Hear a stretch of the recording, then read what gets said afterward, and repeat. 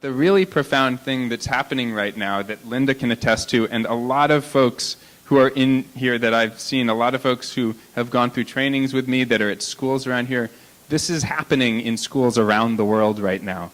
Kids are getting this metacognitive awareness where they're really able to work with their emotions, work with their own thoughts. So what I wanted to do was to read a little chapter of my book, which is the first time I'm doing that, so it's rather exciting.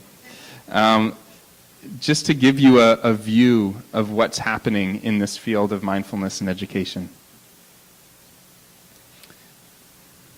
So this chapter is called The Mindful Education Revolution. And I like in the word revolution of it as an idea of like it's revolving rather than destroying something and creating something new. But these are some very ancient wisdom teachings that we're integrating back. We're revolving. Sitting on his bunk bed, locked behind juvenile detention bars, 17-year-old Damon feels his breath softly rising and falling. As another angry thought surfaces, he remembers his mindfulness lesson and notices the tension in his body. He smiles at the passing thought and feels his whole body relax. He notices an inner spaciousness and a sense of freedom that he's not sure he's felt before. Across town, 8-year-old Susan walks to the peace corner in her classroom. She is aware of anxious sensations in her heart and throat, the same feelings she has every time she takes a test. She sits in a comfy cushion, closes her eyes, and imagines she is getting a big hug. The tightness loosens, and a warmth spreads through her body. As Susan's teacher, Naya, walks into a meeting with the school vice principal, she uses mindful breathing to stay centered and calm amid the swirling thoughts and feelings as she remembers their past disagreements about discipline and punishment. This time, to her surprise, the vice principal is asking for advice. How is it that Naya's class has gotten the best test scores, and yet is the only one that doesn't seem stressed? Is it this mindful thing? Can you teach the rest of us how to do it? All of these examples are things. Linda Lancieri is a real innovator in the Peace Corner, which everybody should get a chance to see, which is kids creating their own corner of the room where they're self-referred rather than a principal's office. Kids go and have these amazing self-soothing places where they often go right before they would be referred by somebody else. So doesn't every one of us, as you read these words, students from Rwanda to Israel to Jamaica and throughout the United States and Canada are exercising their attention muscles. They are opening their hearts to gratitude and forgiveness. They are learning to relax and love themselves. Meanwhile, teachers are getting the inner resources they desperately need, learning self-compassion, stress relief, and invaluable lessons to teach their students. They are gaining the inner calm that you get when you lose where you were, and compassionate attention that can make teaching the passionate profession that originally inspired them. This movement begins within each of our hearts and can transform the entire world. Doesn't every one of us, teachers, parents, and children, want to feel relaxed rather than stressed, happy rather than depressed, attentive rather than distracted? Don't we want to feel balanced in our minds, hearts, and bodies? Of course we do. It just feels better that way. Students are told to pay attention 1,000 times in school, but rarely are they taught how. We tell our kids to be nice to each other again and again without ever teaching them the incredibly accessible exercises that cultivate empathy and forgiveness. We tell students not to be so reactive and even put them in juvenile detention centers, all because they can't regulate the disturbances within their own bodies. There are methods for teaching impulse control, attention, and empathy, but young people have rarely been taught them. Mindfulness has been effectively training these qualities for millennia, and there is a mounting research base that backs up its immense health benefits. Many in the education field are now looking to mindfulness as an antidote to the escalating dysregulation of youth in our society. The statistics are disturbing, and they validate the concerns of teachers and parents alike. The rates of severe psychological disorders have spiked at younger and younger ages. The National Institute of Mental Health reports approximately 1 in every 4 to 5 youth in the United States meets criteria for a mental disorder with severe impairments across their lifetime. We can look at health factors in nearly every arena and see the same accelerating imbalance: obesity, autism, attention deficit disorder, anxiety, depression, bullying. Whether it is school, social, psychological, or physical, the trends are moving in an unsettling direction.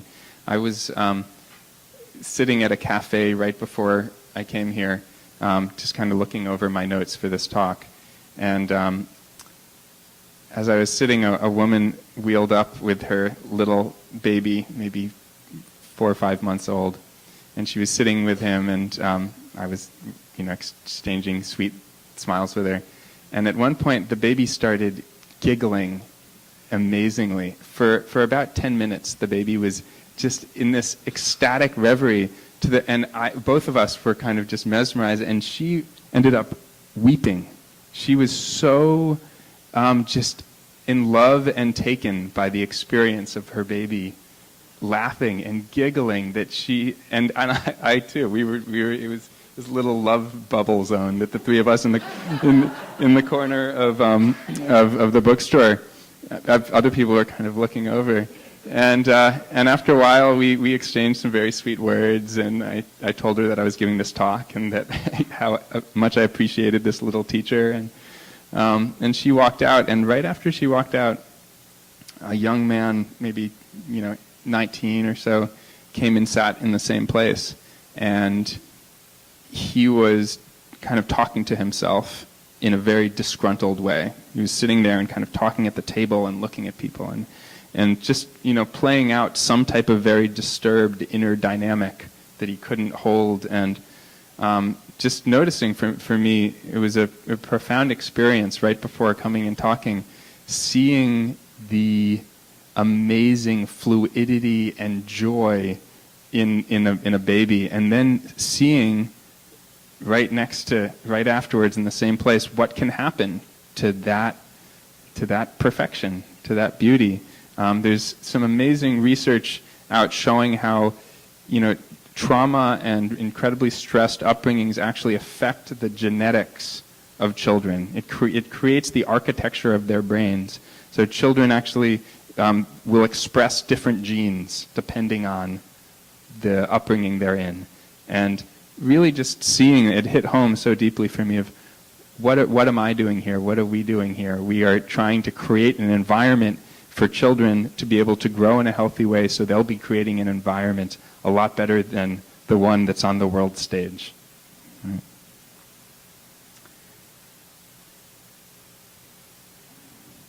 We can listen to experts in the fields of education, developmental psychology, and neuroscience, but the most important people we need to listen to are our children. Our kids are the canaries in the coal mine, the most valuable members of our society, responding to the stressors of our world. What is unaddressed in adult society rears its head in the sandbox games our children play. When I work with young children in my therapy practice, I invite them to play with a vast assortment of little figurines in a sand tray. Invariably, the worlds and scenarios the children create represent the unresolved emotional experiences of their lives. A child of domestic violence puts a baby in a crib surrounded by wolves. A child whose parents are getting divorced chooses 2 houses and places a wall between them. The children represent their inner emotional state in symbols and then play with them to try to find resolution. The stressors children are raised with form the architecture of their very brains and bodies, influencing who they will be for the rest of their lives. As children overhear the daily news of school shootings, wars, ocean level rising, their minds and bodies are developing amidst the myriad of stressors. When the stress levels are high, children sound an alarm with their dysregulation. I hear this alarm in the serious depression and anxiety in my psychotherapy practice. I heard this alarm loud and clear from a roaring applause in a recent mindfulness assembly I was leading for 150 high school seniors. What about mindfulness, you may ask, would elicit a standing ovation from teenagers? Somebody before I came up was saying that they had gone to the Paideia school. Where was that person? This was at the Paideia school in Atlanta, which is a wonderful school. After a 10-minute silent breathing practice, a young woman in the assembly audience asked an important question. As I was sitting, I was almost falling asleep. What do I do about that? Are you tired? I asked. Whenever I stop doing stuff, I crash, she said. When I asked what she was so busy doing, she gave me an exasperated laundry list of classwork, extracurricular activities, and family and social engagements. I responded, we all have so much we are doing for school, for our parents, to look cool for our friends, that deep down we are bone tired. It's not that mindfulness makes us tired, it's that mindfulness shows us how tired we actually are. The whole room seemed to be nodding in unison. Perhaps we should reinstate nap time from preschool into every grade, I said. Big smiles appeared on the students' faces, and then clapping, hooting, and eventually the standing ovation. A standing ovation for nap time. These students and other students around the world are profoundly stressed. At first, when that happened, I was, to get that type of response from teenagers is so miraculous that I was like, wow, what did I do? But then immediately it totally broke my heart, because I realized for kids to be that enthusiastic about something, it's just showing that level of stress in their lives, like calling out for some type of stillness. They need an environment in which their nervous systems can relax and feel nourished. In my psychotherapy practice and in my travels to schools around the world, I always ask kids if they enjoy being in school. Sadly, the majority of them look at me quizzically, as if the possibility of enjoying school never occurred to them. So another research study I was just looking at, which I found fascinating, is Waldorf education. And Waldorf education, I'm sure everybody has some experience with it, which is a very student-based, very heart-based, body-based education, really tracking the kids rather than just telling them what they're supposed to learn. And what this research study showed was, as you would expect, the kids liked school far more. This is a study in Germany of some large amount of public and Waldorf schools.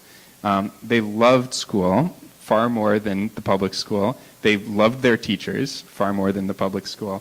All of these things of them actually enjoying their experience. Their academic scores were exactly the same. The thing that I found really interesting was that the health of the kids in the Waldorf school were so much better. So headaches, different stomach aches, different asthma, there's this long list of things that the kids were so much more healthy. So it's a very fascinating thing. The grades are exactly the same, but we're putting them in a kind of poisonous environment, right? As an adult, I still sometimes awaken from terrified dreams about being back in school unprepared for a test. Does anybody have that experience? How is that? That hit really strong. If I'm still having, not, waking up afraid that I haven't done the test, you get, that's the environment that we're raised in. We're raised in a fear environment.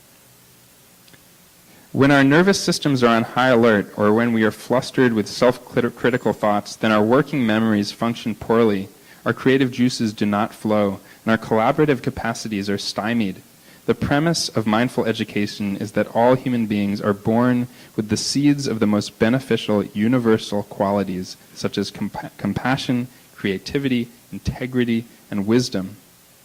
From this perspective, the ideal of education is to teach in such a way that fosters these beautiful latent qualities. Instead of creating an atmosphere of stress, competition, and punishment, we create an atmosphere of acceptance, care, and encouragement.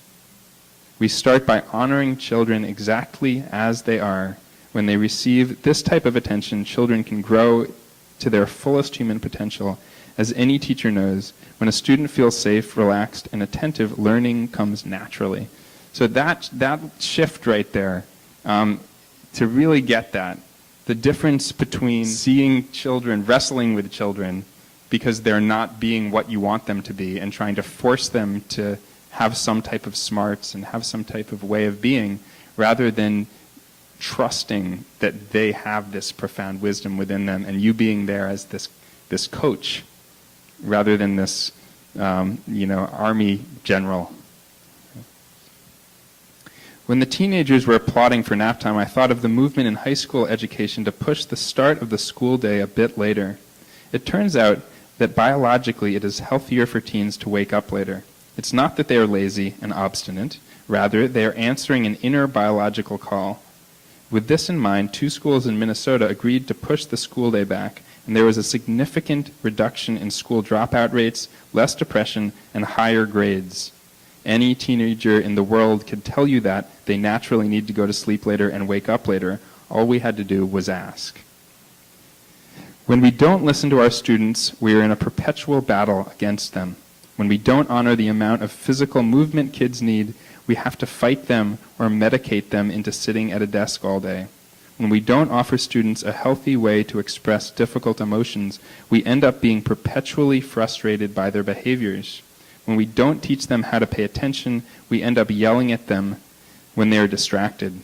So many teachers have expressed grief to me because they feel as if they are in a war with the very kids they want to help. Year after year, I have watched school teachers entering the classroom on the first day as hopeful and inspired as a child taking its first steps. But sadly, by the end of the year, the teacher is often beleaguered, crawling towards the final day. Some people might have that experience right now. We are a week away. The National Commission on Teaching and American Futures reports that 46% of all new teachers in the United States leave the profession within 5 years. They report in 1987 to 88, the typical teacher had 15 years of experience, but by 2007 to 2008, the typical teacher had just 1 to 2 years of experience. The teacher dropout rate is worse than the dropout rate for children.